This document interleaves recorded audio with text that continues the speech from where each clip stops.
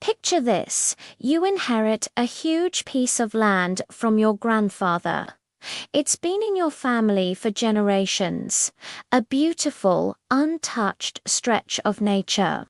You cherish it not just for its value, but for the memories.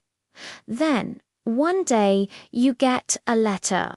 It's from a homeowners association, an HOA, demanding you pay fines for overgrown weeds on your land.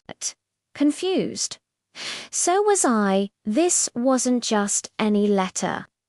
It was the first thread in a tangled web of audacity and entitlement that would blow your mind. I decided to visit the property, expecting to see some tall grass.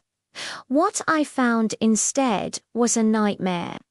My serene wooded land was gone. In its place stood a sprawling cookie-cutter subdivision, 96 houses, manicured lawns, paved streets, a whole community built on my property without my knowledge or permission. My heart sank, but then a cold, hard resolve took over. They had built their little kingdom on my inheritance. They thought they had gotten away with it. They had no idea who they were dealing with. How did this even happen? I started digging, and the story that unfolded was insane. It turns out a developer had bought an adjacent plot of land.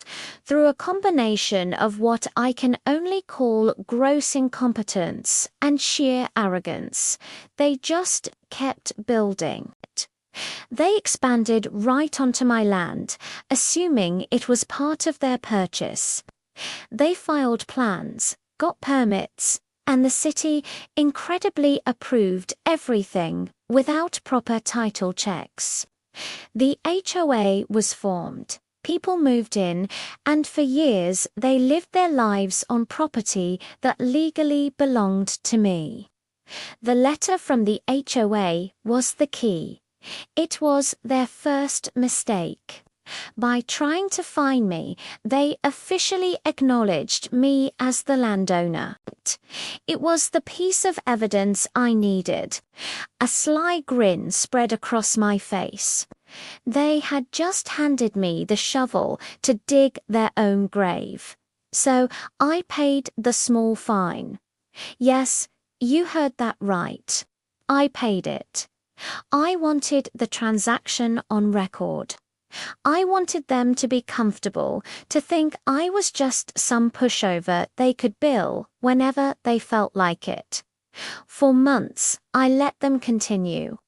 I watched as the last few homes were completed. I saw families moving in, kids playing in yards that were legally mine. It was a surreal experience. Part of me felt a twinge of sympathy, but then I remembered the arrogance, the complete disregard for my family's legacy.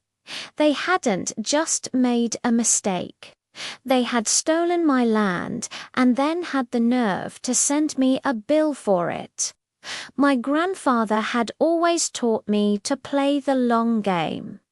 Patience, he'd say, is a weapon, and I was about to prove him right. While they were landscaping and setting up their neighborhood watch, I was quietly meeting with the best legal team I could find. We gathered every piece of documentation. My grandfather's original deed, the property survey's tax records, showing my family had paid taxes on that land for over 70 years, and of course that beautiful damning letter from the HOA, along with my cancelled check for the fine. My lawyers were practically drooling. They'd never seen a case this clear-cut, this audacious. They told me I had two options: negotiate a massive settlement or reclaim my land entirely. The day we filed the lawsuit was a day I'll never forget. We didn't just sue the developer. We sued the construction company, the city for approving the plans, the title company that insured the project, and every single one of the 96 homeowners. The shockwave that sent through the community was seismic. Panic erupted. Suddenly, the people who thought they owned their dream homes were facing eviction and financial ruin. Their biggest investment was built on a foundation of lies, and I held the one true deed. The first court appearance was like a scene from a movie. The courtroom was packed. On one side, me and my legal team. On the other, a sea of anxious faces. The developer, the city officials, the HOA board, and dozens of homeowners. Their lawyers tried to argue adverse possession, claiming they'd been there so long, it was now theirs. But my lawyer shut that down instantly. Adverse possession doesn't work if the possession is based on a fraudulent or mistaken premise. And we had the paperwork to prove it. Then came the moment of truth. My lawyer presented the original, state-certified deed to the judge. It was old, the paper slightly yellowed, but the ink was clear. He then presented the property surveys, clearly outlining the boundaries. And for the grand finale, he showed the judge the HOA's fine, addressed to me, for the property they now claimed wasn't mine. The judge looked at their legal team. The silence was deafening. You could see the color drain from the developer's face. Checkmate. The judge ruled decisively in my favor. I was the undisputed legal owner of the land and everything on it. That included the 96 houses, the roads, the streetlights, everything. The homeowners were technically my tenants. The developer and the city were found grossly negligent. The fallout was immediate and catastrophic for them. The developer's company went bankrupt. The title insurance company was on the hook for a payout so massive it nearly folded. But what about the homeowners? The court gave me several options. I could evict all 96 families. I could sell them the land their houses sat on at current market value. Or I could become the world's most powerful HOA president. I thought about what my grandfather would have wanted. He loved the land, but he was also a fair man. Evicting all those families, including children, felt wrong. But letting the developer and the HOA get away scot-free was not an option.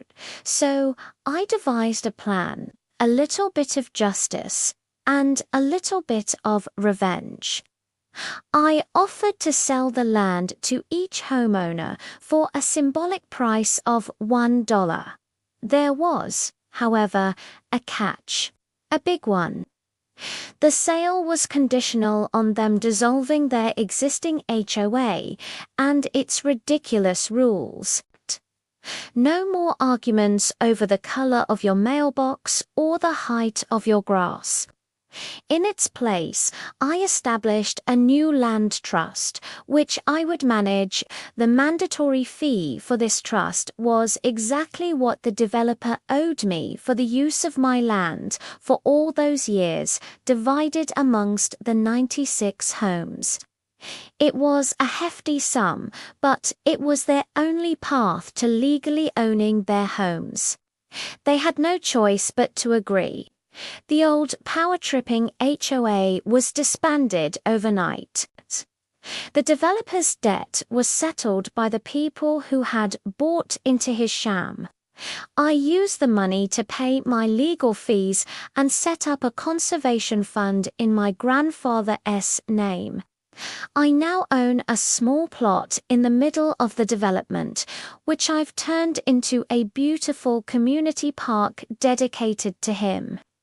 The residents got to keep their homes, but with a permanent daily reminder of the true owner of the land they live on, and I never ever got another letter about overgrown weeds. Thanks for watching our story today. If you enjoyed this, make sure to hit that like button and subscribe for more content just like this. We love bringing you these incredible tales, and your support makes it all possible. Drop a comment below and let us know what you would have done in this situation. See you in the next video.